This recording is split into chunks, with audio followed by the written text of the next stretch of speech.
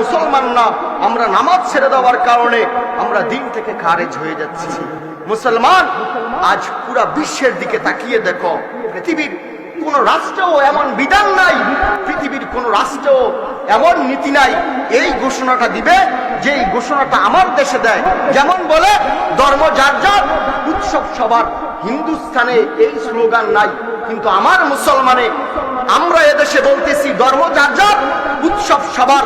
আমি মুসলমান যদি মনে প্রাণে বিশ্বাস করে নেই ধর্ম যার যার, উৎসব সবার হয়, তাহলে আমি মুসলমানও কাফেরের তালিকায় পড়ে গেলাম। ঠিক কিনা বলো?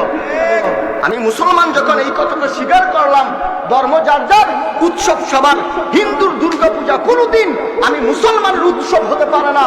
আমি মুসলমান যখন স্বীকার করে নিলাম হিন্দুর দুর্গাপূজা আমার জন্য উৎসব হতে পারে, আমি সেই দিনই বেঈমান হয়ে গেছি। এবার তুমি আমাকে প্রমাণ দাও বিশ্বের বুকে মুসলমানের সংখ্যা বেশি হয় কিভাবে? তুমি আমারে প্রমাণ দাও বিশ্বের বুকে ইমানদারের সংখ্যা হয় কিভাবে? আমার ইমান তো সেদিনে চলে গেছে যেদিন রাষ্ট্র সিদ্ধান্ত নিয়েছে ধর্ম যার যার, উৎসব সবার। আমি যেদিন এই কথাটা মেনে নিয়েছি আমি সেই দিনে তো ইমান হারা হয়ে গেছি। মূর্তি পূজা কোনোদিন মুসলমানের উৎসব হতে পারে না। মুসলমান, এ কারণে বলছি কিয়ামতের আগে মুসলমানের সংখ্যা কম, রাসূলের ভবিষ্যৎবাণী এইটাই আমাদেরকে মেনে নিতে হবে।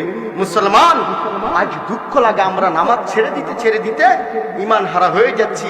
আমরা বিধর্মীদের নিয়ম মানতে মানতে আমরা কি হয়ে যাচ্ছি? ইমান হারা হয়ে যাচ্ছি।